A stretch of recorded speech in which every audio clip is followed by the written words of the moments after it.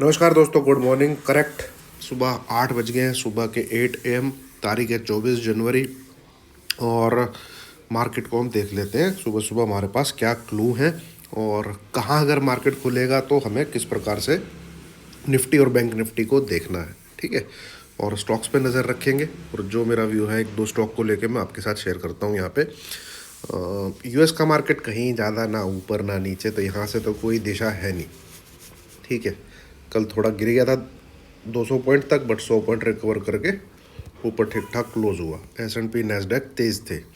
ठीक है, और मद्देनज़र इन सब चीज़ों को रखते हुए सुबह सुबह अगर देखें तो आप निक्के थोड़ा सा कमज़ोर है, बट थोड़ा सा ही साइडवेज टू नेगेटिव टाइप है। हैंग सेंग थोड़ा सा कमज़ोर है, अपना कोरियन मार्केट कमज़ोर है, सिंगापुर मार्केट तेज है। तो मिला जुला सा है, कुछ ज़्यादा क्लू है नहीं। और बॉन्ड एक बार डॉलर इंडेक्स देख लेते हैं कहाँ पर है। Dollar index 103। ठीक है, 104 के जब तक नीचे है, तब तो इसमें कोई दिक्कत है नहीं। चलिए, और गैप अप हमको कितना मिल रहा है, एक मिनट यहाँ पे लगेगा पता। 70 पॉइंट ऊपर का गैप अप मिल रहा है। 70 से 75 पॉइंट ऊपर की तरफ गैप अप मिल रहा है। चलिए ठीक है, चलिए। तो दोस्तों दो चार चीज़ों का आपको ध्यान रखना है। अगर निफ्टी 21,325 के ऊपर ट्रेड करने लग जाए, सारी चीज़ों से एग्जिट, हर प्रकार की शॉर्ट पोजीशन से एग्जिट। ठीक है, कोई शॉर्ट पोजीशन आपने नहीं रखनी है। फिर करना क्या है, अगर निफ्टी में फिर दोबारा से सेल ऑफ आता है और वो फिर दोबारा से 250 को तोड़ के नीचे की तरफ ट्रेड करने लग जाता है। ठीक है, 250 नहीं, 238 पॉइंट नोट करिए। 238 जहाँ पे क्लोजिंग आई है उसके नीचे ट्रेड करने लग जाता है।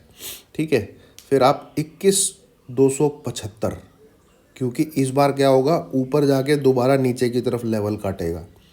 एसएल 21,275 का एसएल रख के दोबारा से शॉर्ट करिए। ठीक है, बाय बनेगा तो मैं आपको टेलीग्राम पे लाइव मार्केट में अपडेट करूंगा कि हाँ यहाँ से बाय बन रहा है, रिकवरी आ रही है, मार्केट घूम गया है, बाय कर लीजिए। ठीक है, उसकी जानकारी मैं आपको टेलीग्राम पे दूंगा। तो ये निफ्टी में इस प्रकार से हमको आज देखना है। बैंक निफ्टी में कुछ मत करिए, नीचे की तरफ लेवल टूटेंगे तो शॉर्ट करिए। ऊपर की तरफ 45, देखिए 45,200, इसको अगर होल्ड करता है तो ज़रूर शायद 200-250 पॉइंट की तेज़ी आ जाए। बट 45,500 अगेन एक बहुत बड़ा रेजिस्टेंस का काम करेगा। तो नीचे की तरफ ही उसमें ध्यान रखिए। मौका मिलता है तो शॉर्ट करिए, नहीं तो अदरवाइज बैंक निफ्टी को अवॉइड करिए। HDFC बैंक अब 1400 के लेवल के आसपास रिकवरी आने के चांसेस हैं उसमें। अब कोई शॉर्ट ना करे HDFC बैंक को। एक्सिस बैंक अगर आपने शॉर्ट कर रखा है तो ज़रूर आपको, मुझे लगता है 2 से 3% गैप डाउन खुलेगा वो। ठीक है, जो टेलीग्राम पे मैंने आपको एक्सिस बैंक का ट्रेड दे रखा है, वहाँ पक्का आपको 2 से 3% गैप डाउन खुलता हुआ मिलेगा। तो उसमें ज़रूर प्रॉफिट बुक करिएगा। एक्सिस बैंक की पुट हमने भी ले रखी है, देखते हैं क्या मिलता है। तो ये दोस्तों छोटा सा क्रिस्प वेरी जो मुझे आज दिखता है। सेलिंग कंटिन्यू रहनी चाहिए, सबसे पहला व्यू तो ये है। अगर सेलिंग कंटिन्यू रहती है तो हमें अच्छा खासा मार्केट दोबारा से नीचे की तरफ दे सकता है। बट वो सेलिंग कंटिन्यू है कि नहीं है, उसमें सबसे पहली बात तो हमें देखना पड़ेगा कि जो कल की क्लोजिंग का लेवल है उसके नीचे ट्रेडिंग होती है कि नहीं।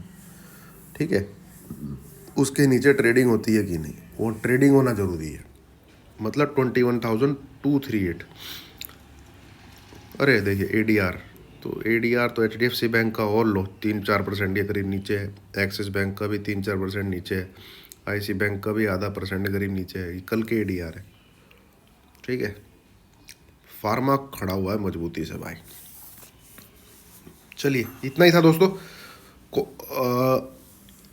तेजी अगर कहीं से बनेगी तो मैं बताऊंगा लाइव मार्केट में, टेलीग्राम पे लिख के आपको बताऊंगा कि इस सपोर्ट को रखिए, यहाँ से आप बाय कर सकते हैं। सेल ऑफ दोबारा होता है तो 44,000 क्या कहते हैं 800 टूटेगा अपना बैंक निफ्टी में, तब शॉर्ट करिएगा। 100-125 पॉइंट का ऐसा लगा के 21,238 टूटेगा निफ्टी में, तो 21,275 का शॉर्ट ऐसा लगा के दोबारा से शॉर्ट करिएगा। ठीक है, चलिए, थैंक यू वेरी मच।